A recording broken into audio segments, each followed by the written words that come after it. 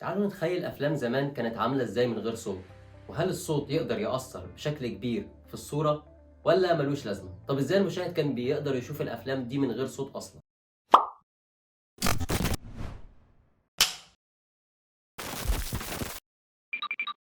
أهلا بيكم في حلقة جديدة من برنامج هنشيلها في المونتاج. هكون معاكم أنا محمد حمدي وهقدم لكم كل ما يخص المونتاج وصناعة المحتوى المرئي بشكل عام.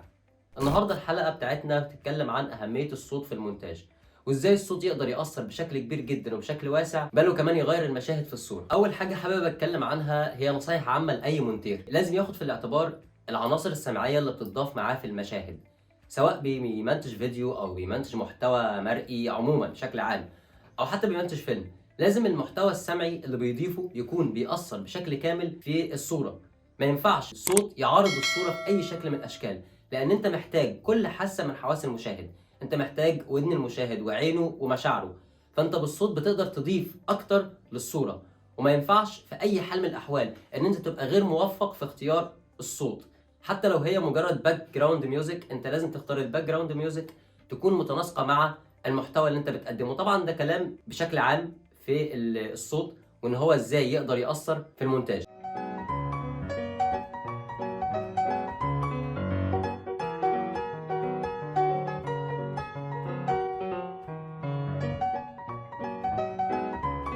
احنا لو جينا تخيلنا مشاهد كتير من غير الصوت مش هنحس بحلاوة المشهد او بقوة المشهد.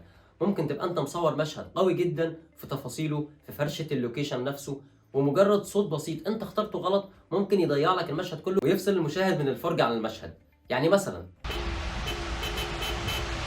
على سبيل المثال، ان انا دلوقتي يعني مشهد تخيلي من دماغي، ان انا لو في عربية ورايحة في اتجاه معين وفي اشارة الى المطار، انا لو حطيت صوت طيارة انا كده عملت ايحاء للمشاهد بالمطار نفسه بشكل كامل من غير ما اجيب اي مشهد للمطار. مجرد ساوند افكت للطيارة انا كده وصلت المشاهد للعربية دي رايحة المطار. يبقى انا شديت انتباهه عينه باليافطة، شديت انتباهه من ودنه بالساوند افكت.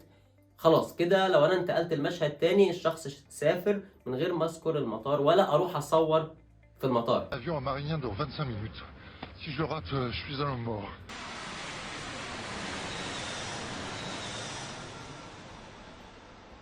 دي نقطة ممكن استخدمها في المونتاج. هنشوف مع بعض المشهد ده. المشهد عادي جدا مفيهوش اي حاجة، ست واقفة بتطبخ في المطبخ. طب نشوف المشهد بقى بشكل تاني. In America, 2021 has been the year of the Great Resignation, otherwise known as the Big Quit. وهنا بقى يجي دور الساوند افكت.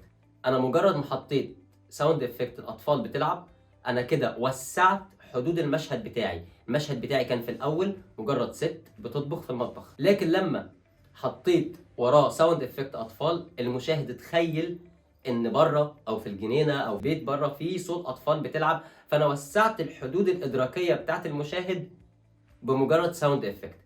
دي حلاوه الصوت، حلاوه لعب الصوت. المونتير الصايع اللي هو من غير ما حد يقول له بيقدر يشوف المشهد محتاج ساوند افكت عامل ازاي وبيحطه. ما ينفعش انا احط مجرد افكت او اعليه او اوطيه، لازم اعمل البالانس بين الصوت والصوره او الصوت نفسه عامل ازاي. ده مجرد مشهد عادي جدا لما حطينا ساوند افكت بقى عامل ازاي. فلذلك هنتكلم ازاي الصوت قدر في افلام كتير جدا احنا بنشوفها يغير المشاهد واحنا مش متخيلين اصلا ان الافلام دي اتعملت بالمنظر ده مجرد صوت. ولو جينا اتكلمنا عن اهم نوع افلام بنحتاج فيه المؤثرات الصوتيه ومن غيرها يعني مفيش معنى للفيلم عموما، افلام الرعب. تعال نتخيل كده فيلم رعب من غير ساوند افكت.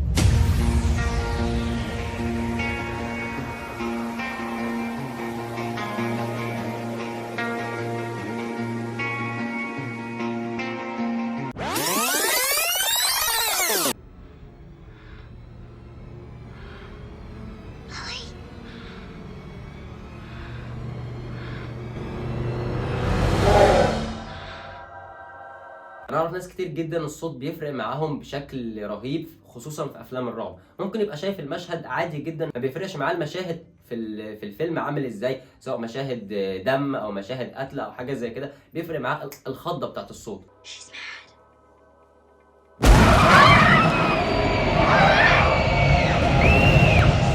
الصوت بيبقى حواليه 360 درجه، فبيدخله في حاله الانسجام. لذلك في السينمات عموما من زمان يعني لما بيختار توزيعة الصوت عشان يدخلك في حالة الانسجام بيخليك الصوت جاي لك من كل حتة، انت بتبقى سامع الصوت بكل تفاصيله. كمان فكرة تفاصيل الصوت بتفرق. ومن افلام الرعب اللي هنروح لحتة تانية برضو خالص، السينما الامريكية استخدمتها في حاجة، فكرة ان هو بيوفر على نفسه تصوير ووقت ومجهود بمجرد ساوند افكت. ازاي؟ او يعني ايه الكلام ده؟ وازاي بساوند افكت انا اقدر اوفر تصوير في لوكيشن كامل بكرو بمعدات بحاجات اكتر؟ طيب لو جينا تخيلنا مع بعض مشهد لمصنع، فانا مضطر ان انا اجيب كرو مصنع او ناس عمال وناس شغاله ومعدات وكلام زي كده. بمجرد ساوند افكت اشغله في المشهد، انا كده عملت ايحاء للمشاهد ان المشهد ده فيه عمال شغالين وفيه الات شغالين وفيه تخبيط او فيه كذا حاجه شغاله في المشهد نفسه.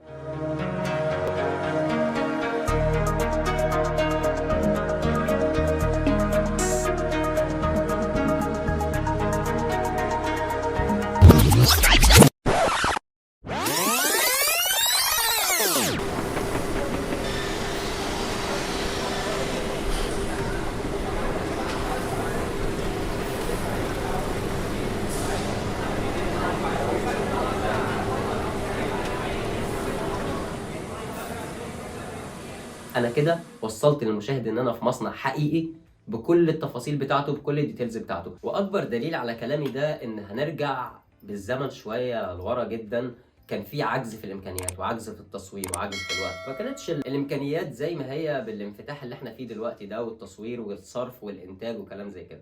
لو رجعنا للثلاثينات فيلم طرزان،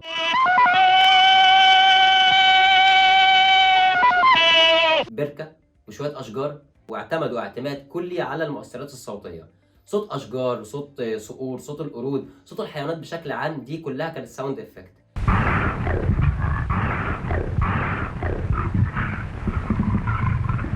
فقبل 87 عاما شاركت هذه الشجرة في أضخم الأعمال السينمائية فيلم طرزان.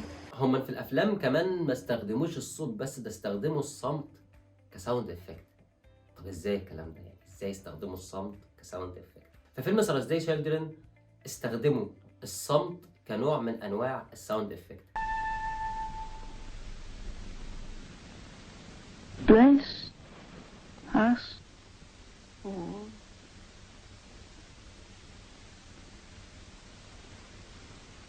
But we do not hear Miss Taylor. We watch her speaking, but we do not hear anything because we are deaf. فجأة الصوت بينزل فيد اوت، بيبان ان هي بتتكلم والمشهد صامت. بعد كده بيجي صوت فويس اوفر بيقول هؤلاء الاطفال لا يسمعون. هو مجرد بساوند افكت وفويس اوفر جملة واحدة وصلك ان الاطفال دي ما بتسمعش. حركة صايعة جدا، حركة ملعوبة جدا. بحكي لكم المشهد ده عشان يبين ازاي عظمة الصوت، سواء ساوند افكت او اصوات طبيعية او اصوات مصطنعة، ليها دور هام جدا وليها دور بيأثر بشكل رهيب جدا على الحاجة اللي بيشوفها المشاهد. ان انا لازم اخلي المشاهد جوه المشهد، لازم ادخل بالمشاهد في المشهد عشان يوصلوا انا عايز اوصل له ايه. كده احنا خلصنا حلقة النهاردة، واتمنى اكون قدمت معلومة جديدة ووصلت فكرة جديدة. اتمنى الفيديو يكون عجبكم. لو انت وصلت معانا لهنا ما تنساش تعمل لايك وسبسكرايب، تشترك في القناة وتشير الفيديو مع اصحابك عشان اقدر اكمل لكم باقي الفيديوهات كدعم ليا في بداية سلسلة هنشيلها في المونتاج. سلسلة هتتكلم عن كل حاجة خاصة بالمونتاج بشكل عام. كنت معكم انا محمد حمدي، شكرا لكم.